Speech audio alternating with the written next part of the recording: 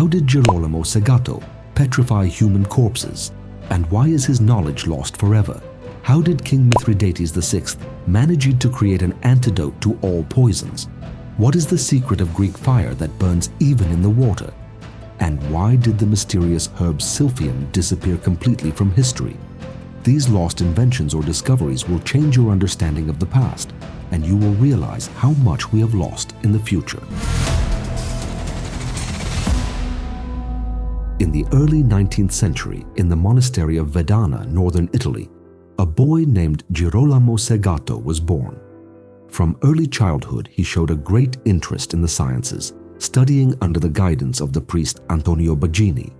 This early education formed the basis of his future research and inventions. Segato continued his studies in Belluno under the guidance of Tommaso Antonio Catullo.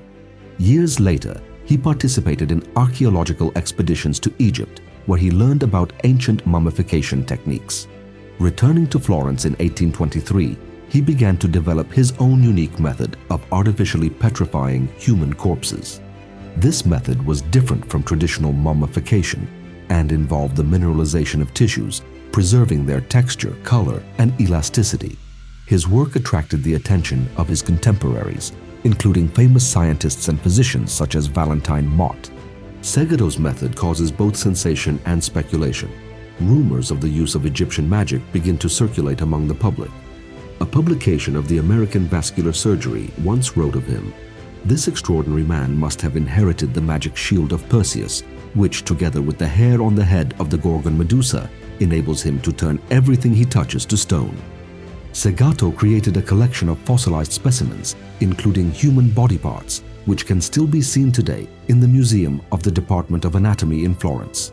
His method is so perfect that the preserved specimens can be cut and polished like stones. Public pressure and fear of misunderstanding. The process led Segato to destroy all his notes before his death in 1836. He died, taking the secret of his method to the grave. Despite numerous attempts to reproduce his technique, none succeeded in achieving the same results. Segato refused Valentine Mott's offers to share his method in the United States, remaining true to his principles to the very end. Girolamo Segato is buried in the Basilica di Santa Croce in Florence, and on his tombstone is inscribed, "Here lies the decomposed Girolamo Segato of Belluno, who might have been completely petrified if his art had not died with him." The secret of his method remains unsolved to this day. Speaking of death, we turn to a ruler who was obsessed with avoiding it. Mithridates VI, also known as Mithridates the Great, was king of Pontus from 120 to 63 BC. He was known not only for his fight against the Roman Republic, but also for his unique ability to create antidotes to poisons. The story of his life and his experiments with poisons made him a legend as the creator of numerous antidotes, including the famous Mithridatum or Mithridatum, which became known as the antidote for everything. In fact, it all began with Mithridates' desire to protect himself from poisoning attempts, gradually building up resistance to various poisons by consuming small doses of them. This process is called Mithridatism and involved the development of a complex antidote consisting of multiple ingredients. According to historical accounts, Mithridates' original recipe contained up to 65 ingredients, including walnuts, figs, and rue. After his death, the recipe was taken by the Romans and further refined by the physicians of the emperors Nero and Marcus Aurelius. As a matter of fact, Mithridates developed numerous antidotes that became popular among the Roman aristocracy.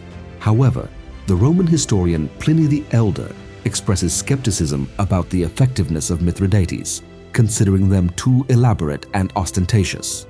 However, Mithridates were used for centuries as a universal antidote against poisons and were even considered effective against the plague in the Middle Ages. Some sources claim that Oliver Cromwell used Mithridate to treat acne. When Mithridates expanded his kingdom, he came into conflict with the Roman Republic, leading to a series of wars known as the Mithridatic Wars. Despite his initial successes, he was eventually defeated by the Roman general Pompey the Great. After his defeat, Mithridates fled north of the Black Sea, where he faced a revolt from his nobles and was forced to take his own life. Legend has it that he attempted to poison himself, but failed. due to his immunity to poisons and was eventually killed by one of his bodyguards. After the death of Mithridates, his legend and recipe for Mithridatum live on. His antidote remains a symbol of ancient medicine and attempts to protect against poisons.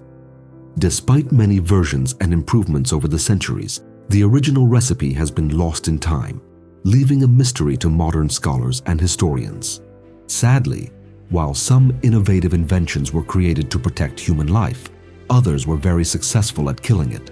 In fact, interestingly, this invention killed to protect. In the late 7th century, the Byzantine Empire developed a unique weapon known as Greek fire. It was often called liquid fire and was a mixture of various chemical substances that could burn on water. Created by the Syrian engineer Kallinikos of Heliopolis, Greek fire became one of the most fearsome tools in Byzantine military history. It was used primarily in naval battles against the Arab fleets that repeatedly attacked Constantinople. A mixture of ingredients such as pine pitch, naphtha, lime, and sulfur.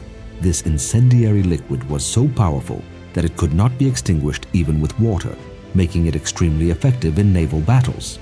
Greek fire proved a decisive factor in several key battles, including the First and Second Arab sieges of Constantinople. This incendiary liquid, fired through siphons, created an impenetrable fire barrier around Byzantine ships and city walls, destroying Arab ships and repelling attackers.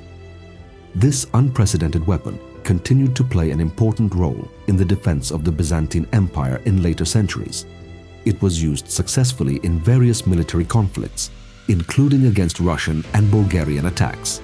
Although the composition of Greek fire remains secret, attempts to reproduce and use it have continued through the centuries. The secret of fire was closely guarded and passed on only to the Byzantine emperors and their closest confidants. However, the recipe was lost over time, and attempts by other nations to reproduce it remained unsuccessful.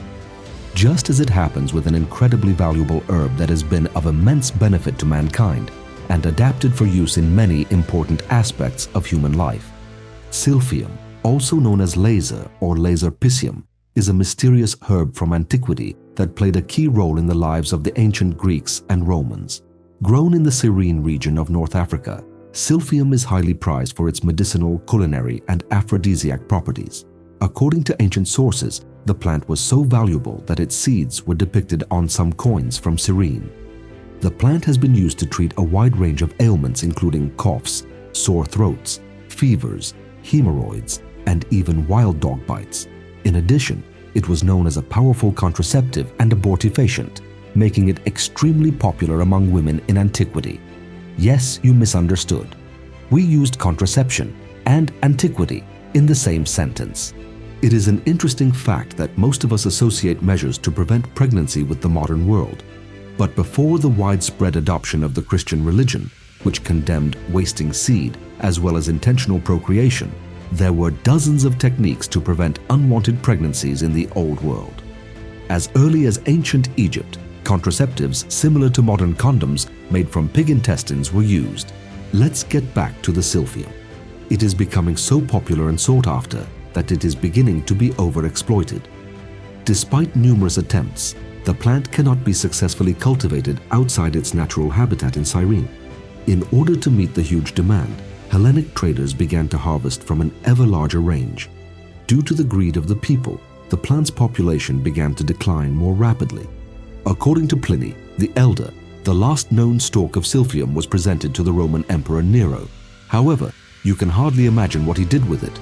It may seem curious to you, but he promptly ate it.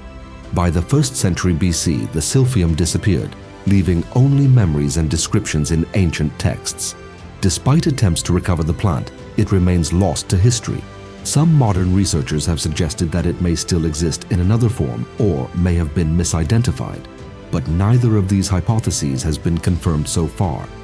There is some trace left of these innovations lost in time, albeit now very faded.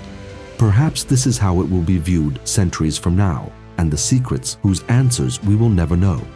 Just like the Oak Island money pit, which was discovered in 1795 but still holds its secrets despite constant attempts to reach its bottom. Even after the trap set in, the pit took their first victims. Work on it continues to this day. But to learn all about this story, click the video on the screen and we'll be back together in a second.